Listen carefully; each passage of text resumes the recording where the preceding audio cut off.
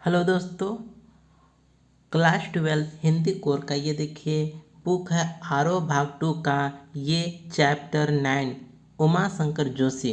आइए प्रश्नोत्तर हम करते हैं। पहले प्रश्न की ओर आइए। छोटे चौकोने खेत को कागज का पन्ना कहने में क्या अर्थ निहित है? तो देखिए यहाँ पर उत्तर है। उत्तर इस प्रकार है। कवि अपने कवि कर्म को किसान के कृषि कर्म जैसा ही बताता है।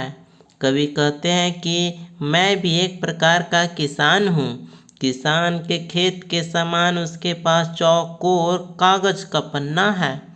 जैसे किसान जमीन पर बीज खाद जल डालता है, उसी प्रकार मैं कागज पर शब्द भाव बोता हूँ। उसके बाद अनाज फल फूल की तरह कविता पुष्पित पल्लवित होती है। इस प्रकार कवि काव्य रचना रूपी खेती के लिए कागज के पन्ने को अपना चौकोना खेत कहते हैं। आइए दूसरे प्रश्न की ओर। प्रश्न है, रचना के संदर्भ में अंधड़ और बीज क्या है? ठीक है, तो अंधड़ और बीज क्या है? तो इसका उत्तर होगा, रचना के संदर्भ में अंधड़ का आशय भावनात्मक आंधी से है। ठीक है, जो किसी के मन में अचानक किसी वस्तु व्यक्ति भाव स्थिति को देखकर उत्पन्न होती है। जैसे क्रौंच पक्षी के करुण विलाप को सुनकर वाल्मीकि के मन में काव्य उत्पन्न हुआ। बीज का आशय उस रचना और विचार और अभिव्यक्ति से है जब कोई विषय कवि के मन को कुरेदता है और वह अभिव्यक्ति के लिए व्याकुल हो उठता है। आइए अब तीसरे प्रश्न की ओर आते हैं। प्रश्न है, रस का अक्षय पात्र। ये जो पंक्ति है, रस का अक्षय पात्र से कवि ने रचना कर्म की किन विशेषताओं की ओर इंगित किया है? इसका उत्तर देखिए। कवि ने रचना कर्म अर्थात कविता को रस को अक्षय पात्र कहा है। काव्य का आनंद दिव्य व कालजयी होता है। कविता में निहित सौंदर्य रस और भाव न तो कम होता है न नष्ट होता है। ये हमेशा मीठे सोते की तरह तृप्ति सुख और आनंद प्रदान करता है। इसके बाद व्याख्या करने के लिए है जो पंक्ति देखिए, शब्द के अंकुर फूटे पल्लव पुष्पों से नमित हुआ विशेष। तो इस पंक्ति का व्याख्या करना है। तो देखिए उत्तर इस प्रकार से है।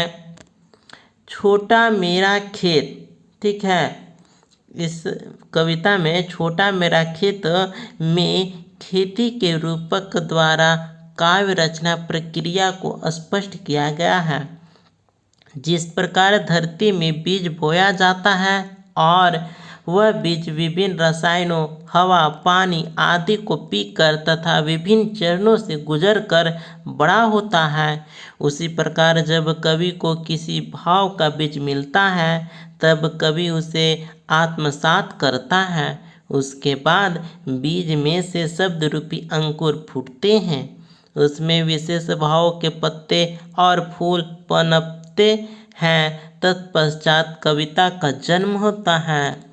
इसके बाद आइए व्याख्या दूसरा की ओर आते हैं। पंक्ति है, रोपाई क्षण की कटाई अनंता की, लुटते रहने से जरा भी नहीं कम होती। इन पंक्ति का क्या आशय होगा? तो देखिए उत्तर होगा, साहित्यिक कृति से जो अलौकिक रसधारा फूटती है उसमें निहित सौंदर्य रस और भाव न तो कम होता है न नष्ट होता है। उसका बीज तो क्षण भर में बोया जाता है, किंतु उस रोपाए परिणाम यह होता है कि यह रस धारा अनंत काल तक चलने वाली कटाई के रूप में आनंद देता रहता है। जितना लोग उसका सुख उठाते हैं उतना ही यह बढ़ता है। इसके बाद देखिए कविता के आसपास से प्रश्नोत्तर है। प्रश्न है, शब्दों के माध्यम से जब कवि दृश्यों चित्रों ध्वनि योजना अथवा रूप रस गंध को हमारे इंद्रिय अनुभवों से साकार कर देता है तो बिंब का निर्माण होता है। इस आधार पर प्रस्तुत कविता से बिंब की खोज करें। तो देखिए उत्तर है, इन कविताओं में दृश्य चाक्षुषी बिंब उकेरे गए हैं। ठीक है, तो दृश्य बिंब उकेरे गए हैं। देखिए कौन कौन सा दृश्य बिंब है। छोटा मेरा खेत चौकोना। ठीक है, इसके बाद है कागज का एक पन्ना। अगला पॉइंट है शब्द के अंकुर फूटे। अगला है पल्लव पुष्पों से निमित। उसके बाद झूमने लगे फल, नभ में पांति बंधे बगुलों के पंख। ये सभी पॉइंट आप नोट डाउन कर लीजिए। इसके बाद दूसरे प्रश्न की ओर आते हैं। प्रश्न है, जहाँ उपमेय में उपमान का आरोप हो रूपक कहलाता है। ठीक है, तो रूपक का यही परिभाषा है, जहाँ पर उपमेय में उपमान का आरोप हो रूपक कहलाता है। इस कविता में से रूपक का चुनाव करें। तो इसमें रूपक कौन है। ठीक है, तो यहाँ पर देखिए रूपक अलंकार कौन कौन सा है। जैसे है भाव रूपी आंधी, विचार रूपी बीज, पल्लव पुष्पों से निमित हुआ विशेष, कजराले बादलों की छाई नभ छाया, तैरती सांझ की सतेज श्वेत काया। इस प्रकार से उपमेय और उपमान का आरोप हो तो यहाँ पर रूपक अलंकार दिखाया गया है। ये है रूपक अलंकार। इस